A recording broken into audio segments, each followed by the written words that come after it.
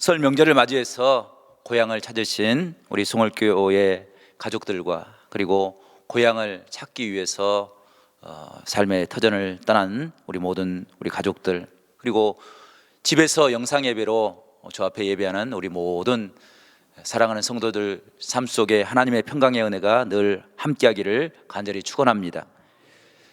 고향이나 설날이 갖는 의미는 다른 날과 특별한 의미가 있습니다. 같은 명절이지만 추석과도 설날은 다른 의미가 있습니다. 추석이 추수의 기쁨을 가지고 함께 은혜를 나누는 날이라고 한다면, 설날은 새해를 시작하는 그 순간에 모두에게 올해는 잘할 수 있을 것이라고, 올해는 좋은 일이 있을 것이라고 응원하는 복된 날입니다. 그래서 설날에 아이들은 부모님으로부터 덕담을 듣습니다. 모처럼 과묵하신 부모님들의 공개적인 응원을 받는 날입니다. 새해는 건강해라, 새해는 지혜로운 사람이 되어라, 새해는 귀한 믿음의 은혜를 가지고 살아가라, 이런 축복의 말씀을 듣습니다. 성도 여러분, 이렇게 많은 덕담들 중에 최고의 덕담이 무엇이라고 생각합니까? 여러분들은 무엇을 덕담으로 생각하고 아이들에게 축복을 합니까? 부모님들에게 여러 가지 덕담의 이야기가 있지만 아이들이 가장 좋아하는 덕담은 세뱃돈일 것입니다. 요즘도 그렇지만 예전에는 용돈이 너무나도 귀했습니다. 특별한 날이 아니면 용돈을 받을 수가 없었습니다. 설날만큼은 공개적으로 용돈을 얻을 수 있었기에 그날은 특별한 응원의 날이었습니다. 그날만큼은 정말 아이들이 기쁘고 신나는 날이었습니다. 그래서 어린 시절 친구와 이런 실없는 이야기를 했던 것 같습니다. 매일매일이 설날이었으면 좋겠다. 그것은 설날의 용돈이나 새 옷 때문이 아니었을 것입니다.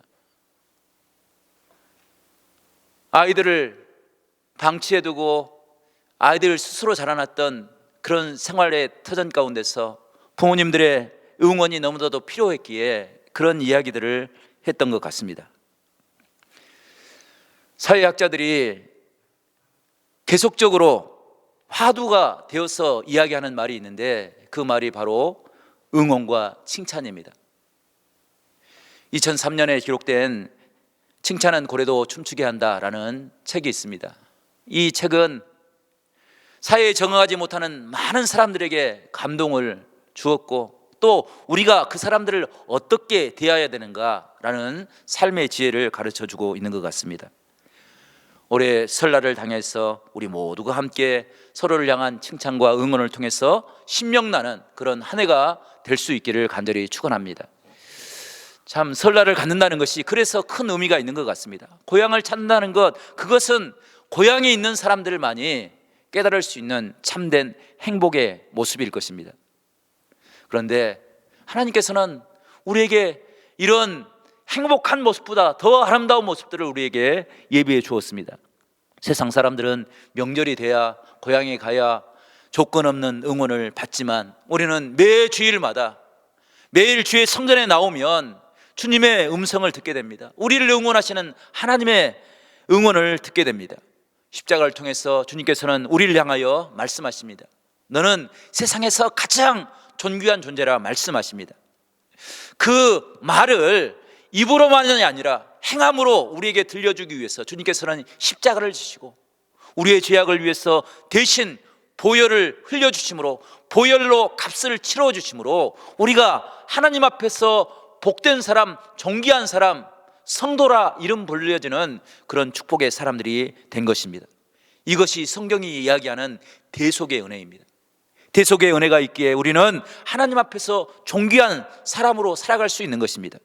내가 특별한 일을 행했기 때문에 하나님의 존귀한 사람이 되는 것이 아니라, 내가 교회에서 특별한 직분을 가지고 있기에 하나님 앞에 존귀한 사람이 아니라, 주님께서 우리를 위해서 대속의 은혜를 베푸시고 십자가를 통해서 우리에게 은총을 베풀어 주셨기에 우리 한 사람 한 사람은 하나님 앞에 존귀한 사람이 된 것입니다. 그것은 마치 유월절에 주님께서 어린 양의 피가 발려진 그 집을 건너 뛰어감으로 그들에게 구원의 은혜를 베푸실 뿐 아니라 그 사람들에게 출애굽의 은총을 베풀어 주었습니다. 430년 동안 억눌리고 종으로 노예로 살았던 그들을 하나님께서 일으켜 세워주셔서 그 땅을 떠나서 약속의 땅, 축복의 땅, 젖과 꿀이 흐르는 땅을 바라볼 수 있도록 하나님께서 은혜를 허락하여 주셨는데, 우리가 십자가의 안에서 하나님의 천국을 바라볼 수 있는 것이 그 은혜인 줄로 믿습니다. 주님은 지금도 우리를 응원하고 계십니다. 너는 가장 존귀한 존재라고, 내가 모든 세상의 것보다 가장 귀한 것으로 여기고 있다고 주님께서는 우리에게 말씀하고 계시는 것입니다. 오늘 본문을 통해서 우리는 그 음성을 분명하게 들을 수 있습니다. 오늘 본문에는 정말로 행복한 한 사람을 우리에게 소개하고 있는데, 그 사람은 아이러니하게도 우리 모두가 다 탕자라고, 그는 타락한 죄인이라고 이야기하는 그 탕자가 바로 가장 행복한 사람이라 성경은 이야기하고 있습니다. 탕자는 아버지에게 결코 행하지 말아야 될 죄를 범하였습니다. 살아계신 아버지에게 유산을 달라고, 그리고 그 유산을 가지고 세상에 나가서 허랑방탕하고 모든 것을 다 허비해 버렸습니다. 모든 것을 다 잃어버리고 거지가 되었습니다. 그래서 돼지들이 먹는 쥐엄 열매를 먹고 배를 채우려고 했습니다. 그런데 그것조차도 여의치가 않았습니다. 큰 흉년이 들어서 이제는 굶어 죽을 수밖에 없는 그런 상황에 처해 있었습니다. 그런데 문득 그의 머리에 뇌리에 스쳐가는 모습이 있었습니다. 그것은 아버지의 집에서 풍족하게 살아가는 종들의 모습이었습니다. 아들이 아버지의 집을 기억했지만 염치가 없어서 아버지의 집으로 돌아갈 수 없었습니다. 그런데 그의 마음속에 이런 생각이 들었습니다. 이제는 아들이 아니라 아버지의 집에서 품꾼으로 살아가야 되겠다. 그리고 그 사정을 아버지에게 알리기 위해서 집으로 터벅터벅 걸어가는데, 아버지가 거짓골로 돌아오는 아들의 모습을 알아차렸습니다. 그리고 그 아들을 치근히 여겨서, 불쌍히 여겨서 달려가서 그를 안아주고 입맞추어 줬습니다. 그리고 좋은 옷을 내다 입히고 가락지를 끼우고 신발을 신기고 큰 잔치를 벌였습니다. 이것이 아버지를 가진 사람의 축복입니다. 성도 여러분, 누가 부모님만큼 자식을 이해해 줄 사람들이 있겠습니까? 세상 사람들은 손가락질하며 저놈은 배응망덕한 놈이라고, 절대로 받아들여서는 안 되는 그런 죄인이라고, 형조차도 그 동생을 인정하지 않을 때 아버지는 그를 바라보면서, 그 아들을 바라보면서 내가 잃어버렸던 아들이라고, 그 아들을 찾았노라고 죽은 아들이 살아온 것처럼 큰 잔치를 벌여서 함께 기뻐하였습니다. 이것이 하나님이 우리를 향하여 베푸시는 하나님의 사랑입니다. 오늘 귀한 명절을 통해서 주 앞에 예배할 때 정말 이 예배 시간에 우리를 향하여 응원하시는 하나님의 음성을 꼭 들을 수 있는 우리 모두가 될 수 있기를 간절히 축복합니다. 세상이 자격을 따지고 있고 없음을 따지고 부족한 것을 꾸짖고 비난하는 그런 힘들고 어려운 삶 가운데 상처졌던 우리의 마음이 하나님의 응원으로 새 힘을 얻을 수 있는 복된 귀한 시간이 될 수 있기를 간절히 축원합니다. 성도 여러분, 하나님은 우리에게 무엇이라 응원하고 있습니까? 첫 번째, 하나님께서는 우리에게 응원하시며 외치실 때 가장 큰 소리로 여전히 너는 하나님의 아들이라고 들려주시는 것입니다. 성도 여러분, 우리가 어떤 모습을 하고 있든지 간에 하나님은 우리를 사랑으로 우리의 모습과 상관없이 우리를 구원의 자리로 불러주시고 우리에게 새로운 힘을 허락하여 주십니다. 오늘 19절 말씀 보게 되면 아들은 이렇게 생각했습니다. 지금부터는 아버지의 아들이라 일컬음을 감당하지 못하겠나이다. 나를 품꾼의 하나로 부숴서 하리라 라고 생각했습니다. 아들은 이제는 아들이 아니라 품꾼이 되겠다 생각했습니다. 아들에게도 양심도 있고 체면도 있었습니다. 그래서 아무리 힘들어도 아버지 앞에 다시 돌아갈 수 없다고, 모든 것을 다 잃어버리고서 아버지에게 갈 수 없다고, 그래서 그것을 회복하고 성공한 후에 더 많은 것을 가지고 아버지에게 가겠다고 그런 생각을 했을 것입니다. 그런데 상황이 여의치 않았습니다. 먹을 것이 없어서 그가 최후의 순간을 맞이할 수밖에 없는 그런 상황에 처해 있었습니다. 그런데 이 마지막 최후의 순간, 마지막 순간에 아무도 기억할 수 없다고 한다면 그 사람은 정말로 불행한 사람이었을 것입니다. 그런데 이 순간에 아들은 아버지를 기억했습니다. 그리고 이제는 아들이 아니라 종으로 살아야겠다라고 생각했습니다. 그런데 아버지에게 어떻게 아들이 종이 될 수 있겠습니까? 아버지는 그를 씻기고 입히고 다시 아들의 모습으로 변화시켜 주었습니다. 이 모습을 하나님께서는 믿음의 사람들이 가질 수 있는 참된 행복이라고 이야기하는 것입니다. 성도 여러분, 주의 성전에 올 때 이런 회복의 역사가 우리 가운데 일어날 줄로 믿습니다. 이 은혜를 붙잡고 살아갈 때 세상 가운데서 당당하는 믿음의 삶을 살아갈 수 있는 복된 은혜의 사람들이 될 것을 우리에게 약속해 주고 있는 것입니다. 이것이 홈그라운드, 이 세상은 두려움의 땅이 아니라 하나님께서 우리에게 허락하신 축복의 땅이라는 사실을 기억하고 살아가는 그런 신앙의 모습이라는 것입니다. 야구 경기를 하다 보면 어웨이 경기, 다른 지역에 가서 경기를 치를 때도 있고 홈 경기, 자기 지역에 와서 경기를 치를 때도 있습니다. 그런데 그 승률을 비교해 보면 그 승률이 크게 차이 나는 것을 보습니다. 홈 경기에서 많은 구단들은 높은 승률을 가지고 있습니다. 그 이유가 무엇이냐면 그들의 실력에 상관없이 그 지역에 몸을 담고 있는 선수들 향해서 무조건적인 응원을 보내주기 때문입니다. 그 응원이 실력을 뛰어넘는 힘을 얻게 하는 축복이 되는 것입니다. 성경도 우리를 향하여 하나님의 음성을 이렇게 말씀을 들려주시는 것입니다. 성경을 찾아보면 이런 응원을 받고 참된 믿음의 삶을 살아간 한 사람을 발견할 수 있는데 그가 바로 다윗입니다. 다윗이 시편 18편 1절에서 이렇게 고백합니다. 나의 힘이 되신 여호와여, 내가 주를 사랑하나이다. 아멘. 성도 여러분, 다윗이 하나님을 바라보면서 하나님은 나의 힘입니다 라고 고백했습니다. 다윗이 무엇을 경험했기에 그가 이런 고백을 할 수 있었겠습니까? 다윗은 날마다 그를 붙잡아 주시고 그를 인도하시고 피할 길을 열어주시고 위기를 모면하게 하시는 하나님의 은혜를 깨달았습니다. 지키시고 보호하시는 능력에 대신 하나님의 은혜를 깨달았습니다. 그래서 다윗은 하나님을 나의 힘이라고 고백하고 있는 것입니다. 세상에 어떤 것도 줄 수 없는 그 힘을 하나님께서 허락하여 주셨음을 깨닫게 되었습니다. 모든 상황을 이겨낼 수 있는 피할 길을 열어주시는 하나님의 은혜를 깨닫게 되었습니다. 그래서 소년 다윗은 골리앗 앞에 당당하게 설 수 있었습니다. 다윗이 골리앗 앞에 설 수 있었던 것은 자신의 출세를 위해서 어설픈 공명심을 가지고 선 것이 아닙니다. 만약 그랬다고 한다면 다윗은 상대를 잘못 골랐습니다. 골리앗은 사람의 힘으로 감당할 수 없는 거인이었고 천하장사였습니다.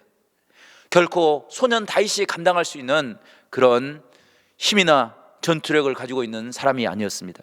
하지만 다윗은 참된 힘이 무엇인지를 깨달았습니다. 그래서 사무엘상 17장 45절에 이렇게 고백을 합니다. 다윗이 블레셋 사람에게 이르되 너는 칼과 창과 단창으로 내게 나아오거니와 나는 만군의 여호와의 이름 곧 내가 모욕하는 이스라엘 군대의 하나님의 이름으로 내게 나아가노라. 아멘. 성도 여러분, 골리앗의 무기는 칼과 창과 단창 뿐이었습니다. 하지만 다윗의 무기는 칼과 창과 단창이 아니었습니다. 온 인류를 다스리시는 전능하신 하나님, 그 하나님의 은혜가 있기에 다윗이 골리앗 앞에 당당히 설 수 있었습니다. 그래서 다윗이 골리앗을 향해서 외치는 것입니다. 나의 힘은 하나님이라고, 나의 힘은 이 이스라엘 군대를 지키시는 전능하신 능력의 하나님이라고 고백하고 있는 것입니다. 그 힘을 가지고 나갈 때 골리앗을 무너뜨릴 수 있었습니다. 하나님이 함께 하실 때 가장 강력하였던 여리고성이 한순간에 무너지고 말았습니다. 하나님 앞에 엎드려 기도할 때 가장 강력했던 아말렉 군대를 한순간에 휩쓸어 버리는 하나님의 은혜를 이스라엘 백성들은 경험하였습니다. 그 은혜를 경험하고 그들은 하나님의 이름을 찬양했습니다. 여호와 니시라고, 하나님의 참된 승리라고, 하나님의 참된 힘과 능력이라고 고백하고 있는 것입니다. 성도 여러분, 우리에게도 이런 고백이 있기를 간절히 축원합니다.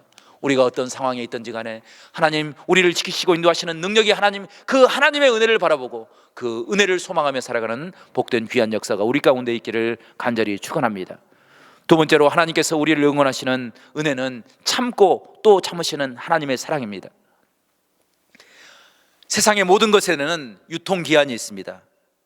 그래서 그 기간이 지나면 먹을 수도 없고 사용할 수도 없습니다. 하지만 유통기한이 없는 사랑이 있습니다. 그 사랑이 바로 하나님의 사랑입니다. 당자는 세상에 나가서 날마다 실패하고 또 실패했습니다. 당자는 아버지와 아들 관계에서조차도 실패했습니다. 친구들과 관계에서 실패를 했습니다. 하는 일마다 실패하고 절망하고 좌절했습니다. 모든 것을 다 잃어버렸습니다. 이런 상태가 되면 모든 관계가 다 끊어지고 맙니다. 사람들은 그를 거들떠 보지도 않습니다. 그의 모습은 거지와 같은 꼴을 가지고 있었습니다. 그런데 그 아들을 불쌍히 여기는 유일한 한 사람이 있었는데 그 사람이 바로 아버지입니다. 부모는 잘하는 놈보다 매일 실패하는 자식에게 마음이 더 쓰이게 되어 있습니다. 실패하면 실패할수록 그 마음이 찢어지고 아픕니다. 이 모습을 오늘 본문은 고스란히 이렇게 고백하고 있습니다. 20절 말씀인데 20절 말씀을 함께 읽어보겠습니다. 20절입니다. 시작. 이에 일어나서 아버지께로 돌아가니라. 아직도 거리가 먼데 아버지가 그를 치근히 여겨 달려가 목을 안고 입을 맞추니. 아멘. 성도 여러분, 아버지가 만약 그 아들이 성공했다는 소식을 들었다고 한다면 아버지는 결코 그 아들을 이렇게 맞이하지 않았을 것입니다. 아버지가 아들의 실패의 소식을 들었습니다. 날마다 그 아들이 언제 돌아올까 대문을 열어놓고 그 아들을 기다렸습니다. 왜냐하면 그 아들의 고통을 이미 알고 있었기 때문입니다. 그런데 멀리서 그 아들의 모습이 비춰지는 것입니다. 그 아들의 모습을 보고 아버지의 마음이 찢어지고 아픕니다. 그런데 그 아들이 오다가 다시 부끄러워서 돌아갈까 봐 그 아버지는 달려가서 그 아들을 맞이합니다. 그 아들을 안고 그 아들의 입에 입을 맞추고 그 아들을 나의 아들이라고, 살아서 다시 돌아온 아들이라고 선언하고 모든 사람들과 함께 잔치를 베푸는 것, 그것이 하나님의 마음이다 라고 우리에게 선언하고 계시는 것입니다. 사람이 잘 될 때 칭찬받으면 기쁘고 즐겁습니다. 하지만 금방 잊어버리고 맙니다. 하지만 안 되고 실패할 때 응원해 주면 그 마음속에는 정말로 평생 잊혀지지 않는 큰 감동이 됩니다. 아무런 쓸모없는 사람이라고 모두가 다 그를 버릴 때 다시 한번 그에게 기회를 허락하면 그것이 감사의 마음이 되고 그의 마음을 움직이는 축복이 되는 것입니다. 하나님은 하나님의 사랑으로 우리에게 그 은혜를 베풀어 주고 계신다는 사실을 오늘 본문은 우리에게 가르쳐 주고 있는 것입니다. 성도 여러분, 사도 바울은 가장 연약할 때, 그가 육신의 질병으로 고통받고 아무것도 할 수 없는 그 순간에 능력으로 역사하시는 하나님을 만났습니다. 그래서 내가 가장 약할 때 가장 강하게 역사하시는 하나님의 은혜, 그 하나님을 증거하고 있습니다. 베드로는 주님을 따르면서 주는 그리스도시요 살아계신 하나님입니다 라고 완벽한 신앙의 고백을 하였습니다. 하지만 그 신앙의 고백 후에 그는 바로 돌아서서 주님의 일을 막았었습니다. 내가 생각하기는 주님 그것이 바르지 않습니다. 그때 주님께 하나님의 일을 방해하는 자라고 책망을 받았습니다. 그런데 그가 주님을 3번씩이나 부인하고 종들 앞에서 주님을 저주하고 그의 신앙을 잃어버릴 때, 인생이 다 끝났다고, 사명의 자리가 다 끝났다고 갈릴리로 돌아가서 어부의 길을 걸어갈 때 주님께서 그를 찾아오셨습니다. 그리고 베드로를 향하여 묻습니다. 내가 나를 사랑하느냐? 내가 너를 사랑하느냐? 내가 나를 사랑하느냐라고 주님 물으실 때 베드로가 주님을 사랑합니다 고백했습니다. 그때 내 양을 먹이라 말씀하십니다. 그것이 베드로에게 사명이 되었어 베드로는 거꾸로 십자가를 지고 하나님의 사명을 감당하는 축복의 길을 걸어간 것입니다. 성도 여러분, 우리가 실패하고 절망할 때 하나님은 우리를 버려두지 않고 우리를 찾아오셔서 속삭이십니다. 그 음성을 듣는 우리 모두가 될 수 있기를 간절히 축복합니다. 한순간도 우리를 버리지 않고 우리를 붙잡고 위로하시는 능력의 하나님, 그 음성을 들음으로 우리가 날마다 다윗이 얻었던 새 힘과 능력을 회복하는 복된 믿음의 사람들이 될 수 있기를 간절히 축복합니다. 아프리카 잠비아에 가면 밤베바 부족이라는 부족이 있습니다. 그 부족은 북쪽 고산지대 화전민 부족입니다. 이 부족은 세계에서 가장 범죄율이 낮은 것으로 유명한 부족입니다. 인류학자들이나 사회학자들이 왜 이곳에는 이렇게 유독 범죄율이 낮은가 연구를 해보았습니다. 그리고 그들에게는 독특한 한 의식이 있었음을 발견했습니다. 그것은 마을에서 일탈을 행하는 사람, 죄를 범하는 사람, 그 사람이 생기면 사람들이 모두가 다 그 사람을 마을 광장으로 끌어가서 중앙에 모아놓고 그를 둘러섭니다. 세상의 법은 그를 심판하고 정죄하지만 그 부족들은 결코 그를 정죄하지 않았습니다. 오히려 그가 지난날 행했던 선한 일, 착한 일, 좋은 일, 그 이야기들을 한마디 한마디 돌아가면서 어린아이부터 시작해서 가장 나이 많은 어르신까지 모두가 다 그를 칭찬하기 시작하는 것입니다. 이 사람은 지난번에 우리 가족이 어려움에 빠져 있을 때, 굶주리고 힘들고 어려울 때 우리에게 양식을 가져다 준 착한 사람입니다 라고 그를 칭찬합니다. 저 사람은 지난번 사냥에서 큰 사냥을 성공할 수 있도록 앞에서 뛰었던 그런 용감한 사람이라고 그를 칭찬합니다.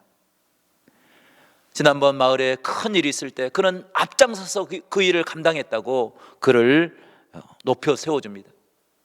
그것이 그 마을의 범죄를 없애고 그 사람이 다시 선한 자리로, 가족의 일원으로, 부족의 일원으로 다시 설 수 있는 능력이 되었다는 그런 이야기입니다.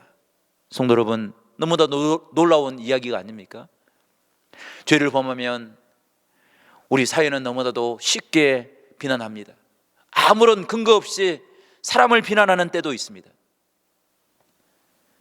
그것은 사회를 고치는 것이 아니라 그 사회를 더욱더 힘들게 하고 어렵게 하는 그런 악한 행위가 되는 것입니다.